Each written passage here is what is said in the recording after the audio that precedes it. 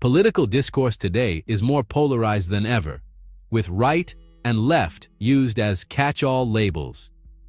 Yet these terms have lost much of their original meaning, fueling confusion and division. Many struggle to grasp what these labels truly represent, leading to debates where people talk past each other. Without clear definitions, right and left become tools for emotional manipulation rather than rational discussion. Vague labels like far right or far left are often used without reference to actual beliefs or policies. This makes it harder for voters to make informed choices based on real issues. To move beyond this, we need to understand the core principles behind these terms.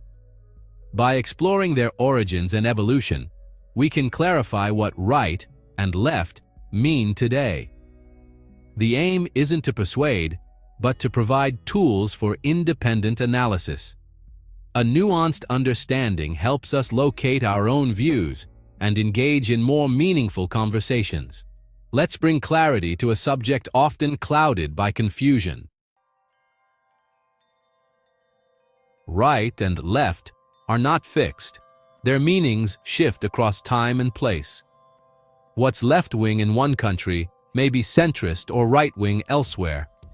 These labels originated during the French Revolution, when supporters of the king sat on the right and revolutionaries on the left. Over time, the right became linked to tradition and hierarchy, the left to progress and equality. But the issues attached to each side have changed dramatically since then. Different ideologies define right and left in their own ways. What matters to a Marxist may not matter to a liberal. When someone uses these terms, their own perspective shapes the meaning. This variability isn't a flaw. It reflects the complexity of societies. As societies evolve, so do political debates and the meanings of these labels.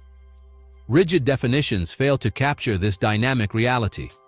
To truly understand right and left, we must look at the principles and policies behind the words.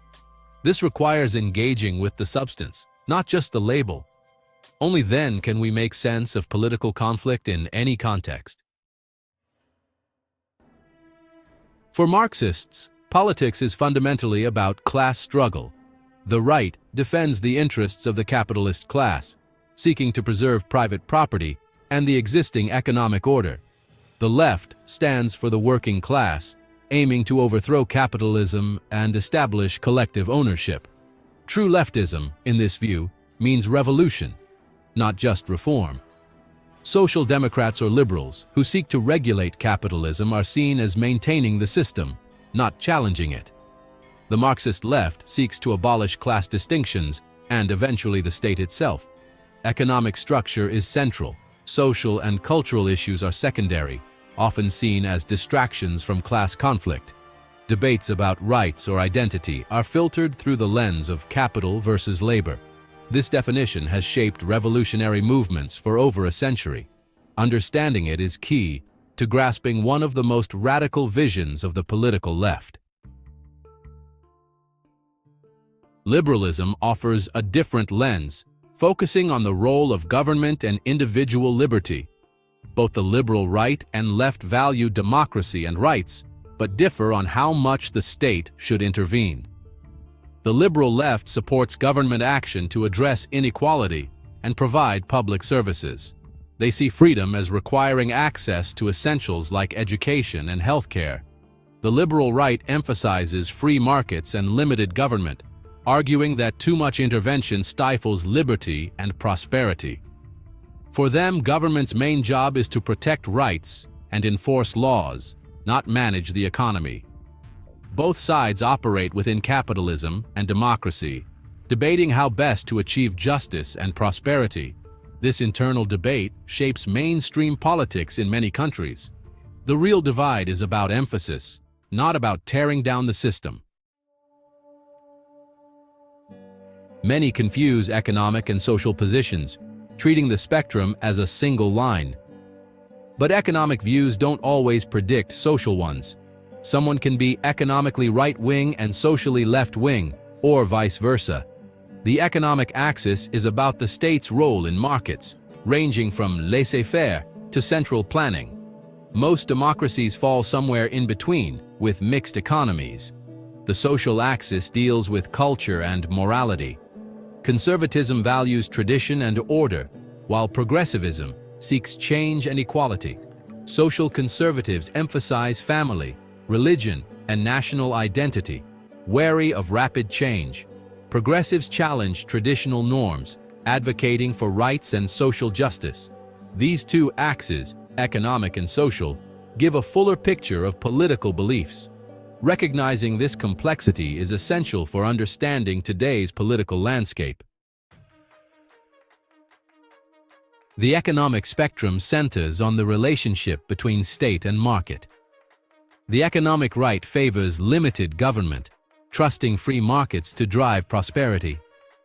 They argue that government intervention often leads to inefficiency and stifles innovation. The state's role should be to enforce rules and protect property, not manage the economy. The economic left, by contrast, sees unregulated markets as producing inequality and instability. They support government action, like progressive taxes and social programs, to ensure fairness and security. Some on the far left advocate for nationalizing key industries to serve public interests. Most debates are about how much, not whether, the state should intervene. The social dimension pits conservatism against progressivism. Conservatives value tradition, order, and gradual change, seeing institutions like family and religion as stabilizing forces. They believe shared moral values are essential for social cohesion.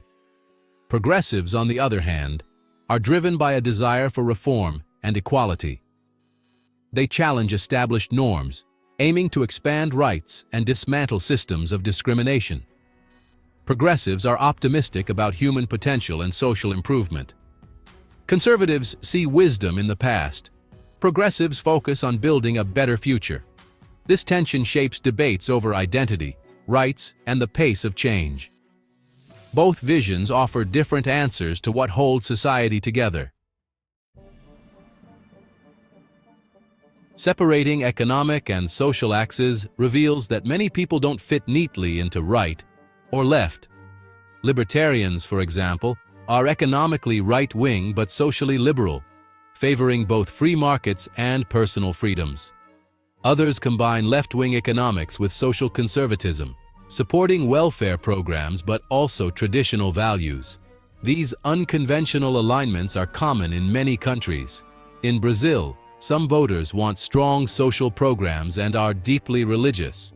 In the US and Europe, populist movements mix economic protectionism with nationalism. Voters are motivated by unique blends of economic and cultural concerns. Understanding these combinations helps explain shifting political coalitions.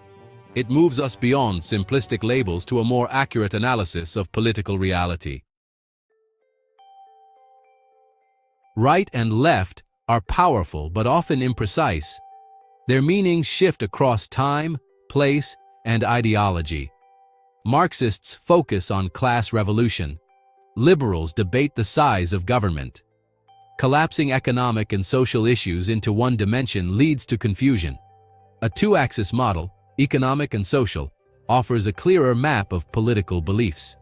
This helps citizens analyze candidates and parties more precisely. Understanding these distinctions empowers us to locate our own views and engage in deeper debates. Clarity is the foundation for rational, productive political discussion. Se você curte conteúdo incrível, precisa se inscrever no canal.